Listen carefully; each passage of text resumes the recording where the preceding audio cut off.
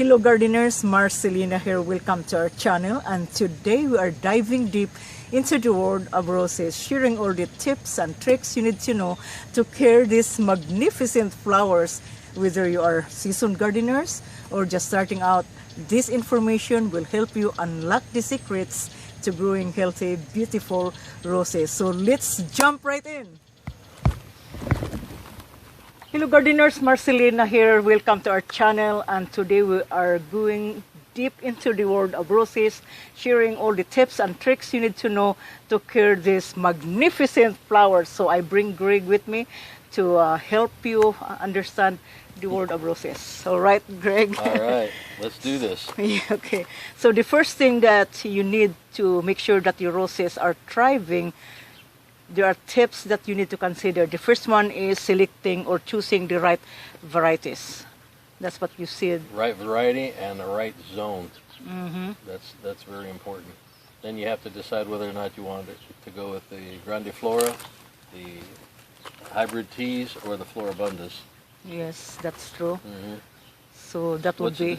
Are you going to cover those today, or are you just going to... Yes, we are going through with that. So whether you are selecting, you are growing Floribunda. This is Floribunda. This is Floribunda. This is Cherry Parfait. And you can choose climbing rose or tea rose. So you have to consider, that's what we told you, that you need to consider the climate in your area, the soil type, because roses need a rich soil and well draining, and also your preferences, because some of the roses, all of these roses here are our collections, right? And we love them. Now the second tips that you that we're going to talk about is choosing. Hey guys, if you haven't subscribed to our channel, everything in here. this is the time So you that want will be to do it. preparing Don't forget the to also soil. click that like button. And when you prepare your soil, and this is raised bed, so you put this one in the nice spot. Premium raised bed. This is a self-irrigating bed, which means that it has irrigation tubes inside of the tank. Then it has a water level, and it has a peak off where it drains once it gets to a certain height. So the roots are encouraged to grow down into the media. We never have to water these roses, which when you water roses and you splash the soil onto the leaves, that's what causes a lot of the diseases in your plant. So the only time these might get something splashed is if it's a heavy rain, but it's never from us watering it with a hose and splashing the soil that has different pathogens in the soil that now has splashed onto the leaves. So that's where your pruning of your lower branches is very important, to remove those so they don't get the different things splashed on the leaves. Very important. So that is your technique, so how you water your roses. Now with these self-irrigating planters, we're watering it from underneath. That is a good thing. So we never have to water these. We never water these roses. I think I watered like 6 months before, like 6 months before you watered again, because only if we've gone through a pretty good drought here in the last month. I think we have like 2.5 weeks where we had no rain. But I can take the cap off on the self-irrigating planter, look down there, and I can see that there is water still in the bottom of the reservoir. These are tubed with the pond liner, and it has an overflow once it gets so deep that it drains out. It never gets too much water in it, and that's really cool. We never have to water these roses, never. But if they don't have irrigation, you can regularly water your roses, especially summertime when it is hot outside. You definitely water your roses, especially if you just planted them. That is very important.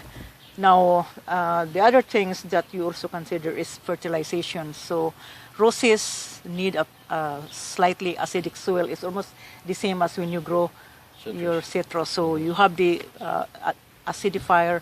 You can put that around the base of your plant, and stick with us because I'm going to show you later on how to plant the rose and also how to fertilize them, so to give you an idea how to take care of them. A lot of people are afraid of roses A lot of people come to our courtyard and look at our different plants and stuff, and they go, "Oh my God, your roses are so beautiful!" But when you try to suggest one, they're terrified of growing roses because of the different care techniques that are required as far as fertilizing and pruning, and Japanese beetles and aphids and all the other problems that you have, pruning, how to prune them and everything. You got to be a connoisseur of roses to really understand how to grow these things.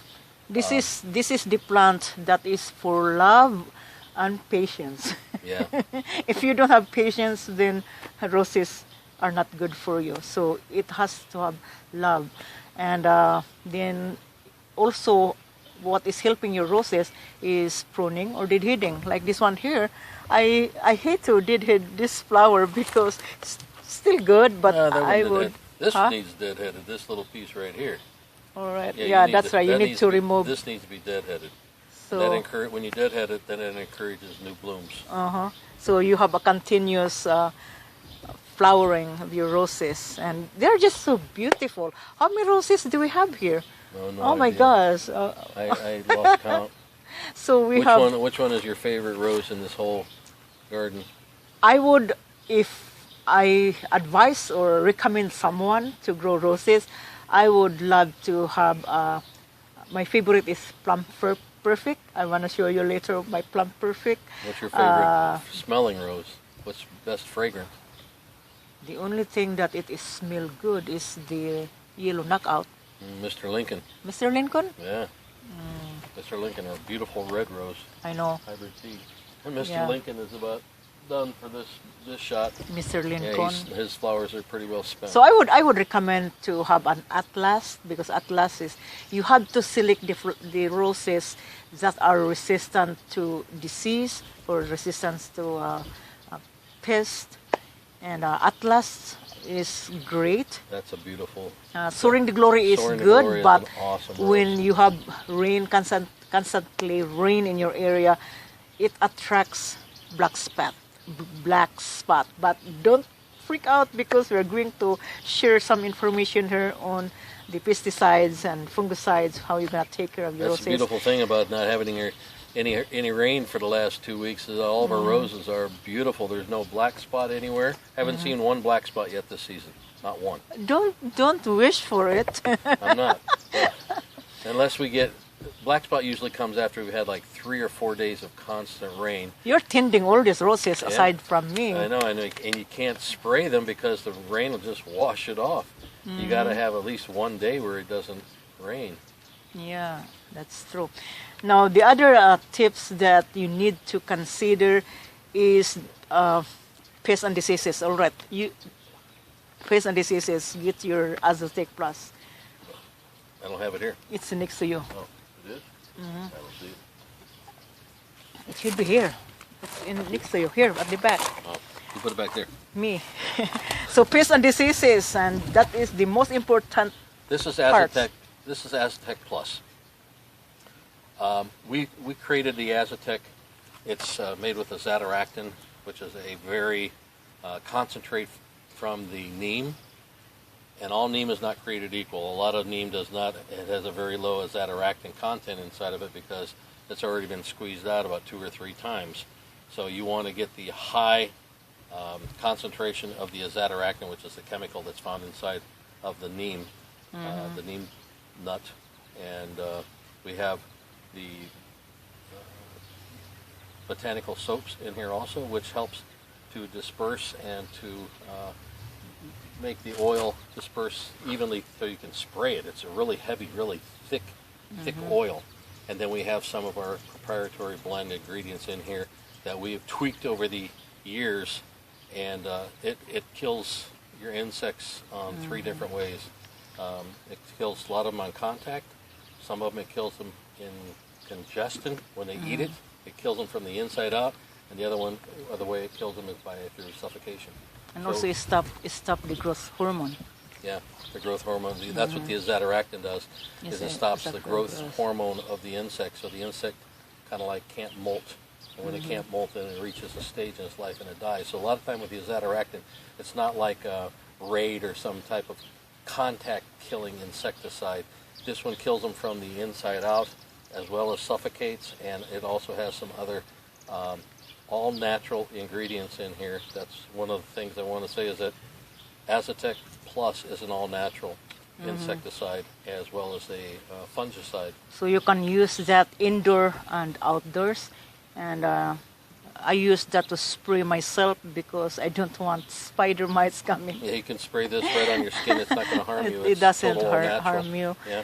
And it's a great product to have in the garden. And we had this one for more than 10 years now.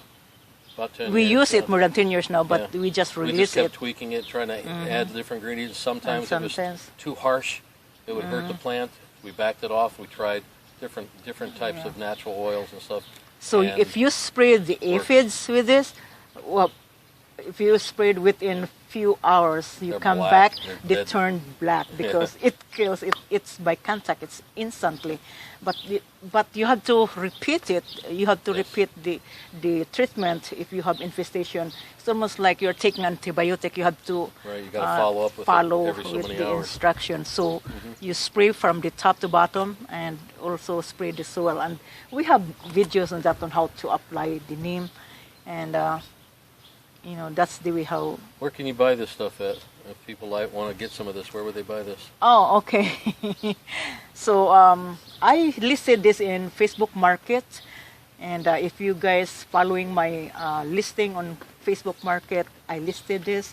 You can get from there, and also Greg listed this on our site cashewgreens.com and also on eBay, eBay. right? You can also get it on eBay.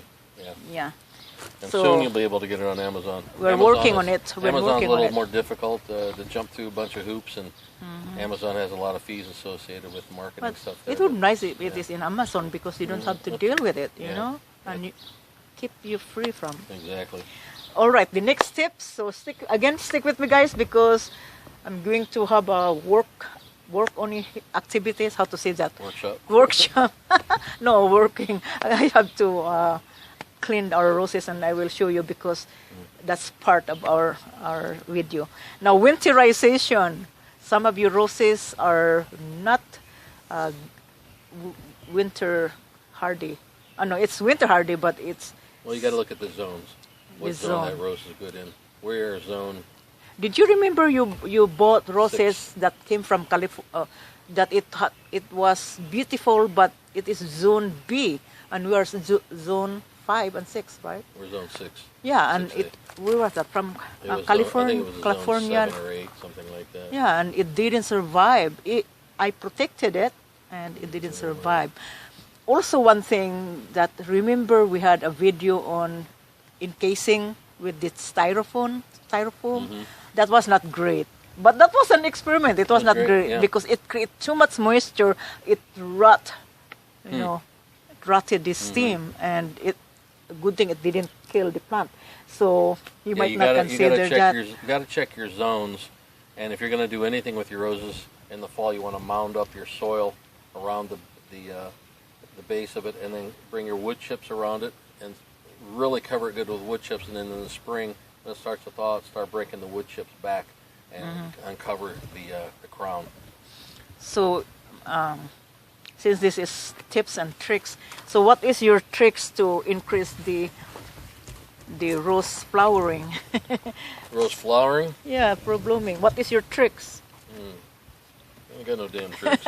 No tricks. I would say that the tricks. When I did fertilizer, there is a fertilizer, the Seagrow.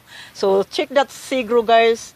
That is awesome. And you combine. Although in spring you have to fertilize your roses because you want that nitrogen going because plants need chlorophyll to increase that sugar production. And then once you have that, like in the middle of summer, when they are blooming already, you want that continuation of blooms. So by deadheading and cutting, trimming the plants so that it increases that another growth, and then it produces another blooms again. But the Seagrow fertilizer is also helping to give a boost in the plants because the phosphorus, which is helpful in blooming period, also high in phosphorus. I think that is 20% of phosphorus. Yes, 20. 20, 4% nitrogen and 20% phosphorus and phosphate.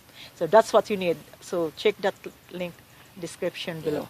If you want a lot of growth, big growth, you want to give more nitrogen. If you want more flowering, you want more phosphorus. All right, so is there anything you add? Then I will start transplanting our roses. No, that's No? All right, guys, so let's do some work. Some work or some work? All right, as I'm looking through the roses here, I see one of our little double delight bushes here is just being covered with green aphids. So we're going to hit this with our AZATEK Plus. We're going to spray it very liberally on all the way around. I don't mind getting this on my fingers. I can lightly even massage the tips, these tender little leaves and the buds. See the aphids? They're already, and I can see some down here in the lower. I want to make sure I get the whole thing because they will be on some of the other. See, it's on the bottom of this one. They like the young, tender shoots, and they like to congregate on the rose buds, the new little flowers. That's the most tender part of the tree, or the plant, I mean. And spray everything good. Lightly massage the AZATEK into the plant. Oh, there's a little, you see that little worm right there? There's a little worm. That's a dead worm now. Okay, he's done. That's a rose slug. And if you don't control them, they will. No, they will devour your rose bush. Yeah. Oh, I think you missed this rose. Look at that rose slug. At that. There's a rose slug right there. We're going to hit him. Since he's there already, I'm just going to give him a little Massage. encouragement. No matter how, you know. Okay, and that's it. She's treated for today. So how about the buds? Do you wanna do some buds just in case? Buds? There's Some of only the one. roses, or did you already apply the I buds? did all of these last night. Put in a hole. All right. So we also need to show you guys how to plant the rose, and we're going to plant this. This is a beautiful rose. It's just like a bouquet, and we decided to plant this in the raised bed, and Greg is going to show it to you guys. So he's going to remove this chamomile. That chamomile is been there for a while, huh? Yeah, it's too but big. Don't throw it because I can regrow that in the container. Now, so when you plant your roses, make sure that the hole is the same size of the container or larger to ensure. I like to go a little bit larger. Larger. And you can see in the self-irrigating planter, as we get down here, the soil gets moister. You add a lot of compost in this. Yeah.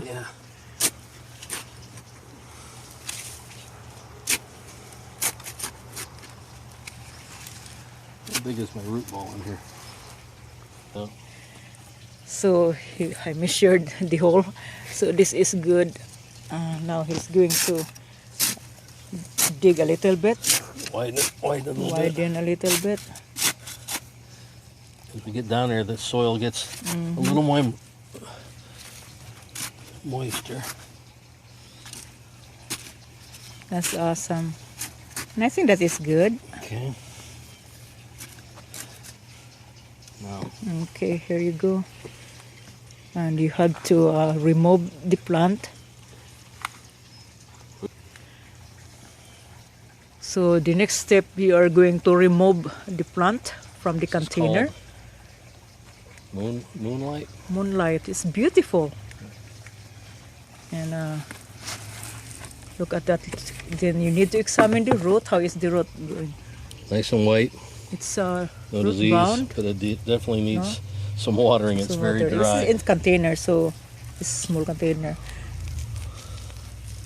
Loosen up a little bit there. A little bit. And Now we want to put this, so angle it so it's at the right. the right direction, like that. That's good. It's a beautiful rose. Look at that. It's just like a bouquet. It has Multicolors. pink, orange, yellow, and I just love it. So when you cover that, you need to mix the fertilizer. So we're going to use the fertilizer for what is that, rhododendron, and yeah, rhododendron. What is that? The azalea thing. Yeah, you're not rhododendron. Oh, I guess it's. Yeah. So fertilize one half cup. How far up do you recommend your viewers to build the soil up? If it is winter, you have to build the soil.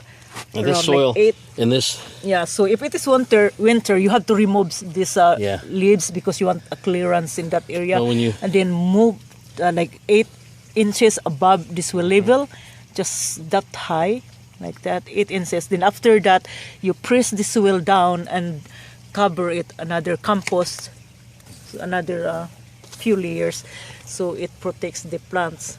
And don't worry about the top. It is going to be ruined by the right, by the cold snow, but you prune them anyway.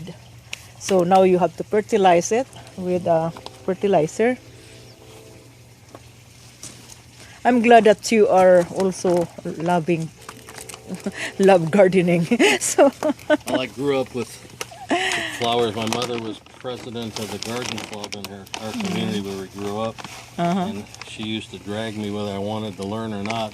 Oh yeah. And she would show me the different flowers and how she knew all the botanical names. She was president of the garden club.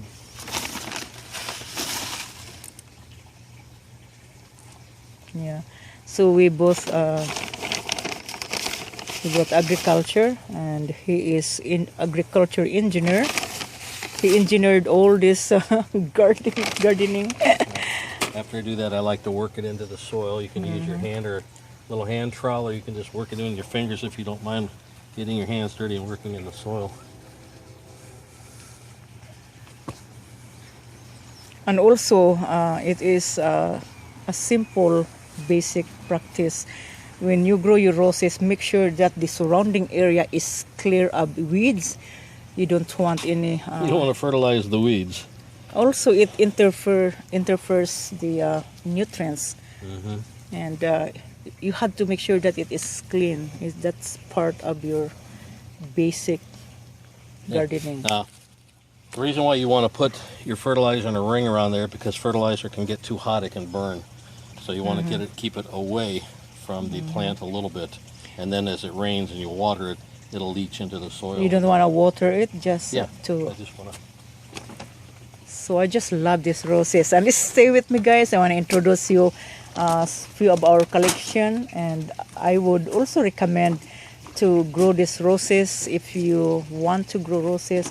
These are collections that are resistant to disease, and when I say resistance, doesn't mean it can't have a disease, but the plant can withstand in any problems, any disease. So this is my strauss, and it's already budding, and I love strauss. This one here, look at that, it's beautiful. The pink color is just like salmon, and this is my one of my roses that are not how to say this. You cannot see them in local nurseries, and these are my collections. All right, so now we're going to take our watering pitcher here. Going to water that and work that fertilizer into the soil. Give it a good watering. Whenever you transplant plant, and this is the perfect time of the day to do your transplanting, in the evening time, so the sun isn't stressing your plant out. So you fertilize your roses spring, summer, and early fall. Then after that, you stop your fertilization because you don't want the roses not prepared for the winter. And also, I would say not to do your pruning when the winter is approaching, like in the fall, because you don't want to encourage another new shoots. Then your plants would not be able to go into a good dormancy. Yeah, so Yeah, you fertilize them too late in the season, you're stimulating growth, and then the next thing you know, you're getting hit with a frost. all right, And so you want them to let's start going to. so this I will introduce you this rose. This is soaring the glory, and look at that. Look at this celestial night. You know, I love this flower because it is upright, and the foliage. Look at the foliage, it's green, and this is disease resistance. It's hardly get black spot. So if you want a rose, that you need to get the varieties that are resistant to pests and diseases. And I don't see much of the insects devouring with this rose. And I have this one here. This is the veranda, and this flower used to be the number one. Look at all the buds on that. Number one in the pop out on that. in the show. Got the star, 5-star with this, and I put some I put a bamboo here just to support the branches so because it's so heavy. with buds, they fall over. It's a look at the flower. Look at that. Look at this one. Oh my goodness. And I have my Plum Perfect. So this is my Plum Perfect. And as you can see, and I think Plum Perfect is nice. But what is your favorite roses? My favorite roses is Celestial Night. This one. This is my favorite. I like the Celestial Night. I love So- the Soaring the Glory? if you like, for the yellow roses. Yeah. And, So this is the Soaring Glory. Cherry Parfait is kind of a unique color. And then of course, This Johann is Johann Strauss. Strauss. Johann Strauss. Johann Strauss That is your. That's one of my that's favorite floribundas. Now is the Legion. It is an antique because you don't see that in the market. No recording.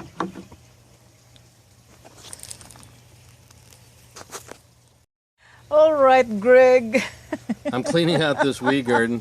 I just pulled this one weed out. It's called plantain, and it's a weed that sprawls over the rose bed.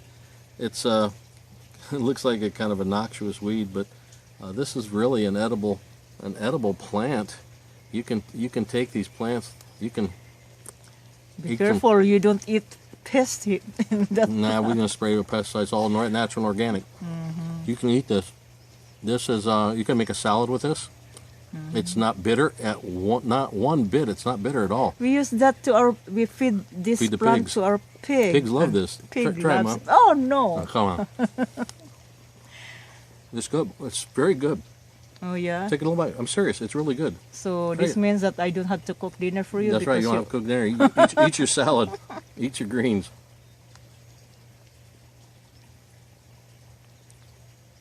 It's not bitter at all. The smell is good. Mm-hmm. If you No just, wonder why our your pig pigs love this stuff. loves Heck this. yeah. It's So good. so you get that. Like a salad. All right, guys. Tastes better Thank than you a lot of for salads I've had. watching. And if you haven't subscribed to our channel, please do subscribe, guys. Follow our gardening, and we have a lot of gardening projects that we love to share with you. So we are more of advanced gardening, and Greg is doing a lot of projects. Always. Always. And Always what is doing your more project. project this year? You're going to do a planter again, or And doing steps? a different type of planter, yeah. We did the vertical planter, which was working. It works very well, but the doggone squirrels won't leave it alone. It's too close to the fence in the back of the Yeah. property line, and they hop over from the fence over into the to the pots, and they dig them. They're digging and they're looking for whatever. I don't know what they're looking for. Do you think we can still do this when we're old?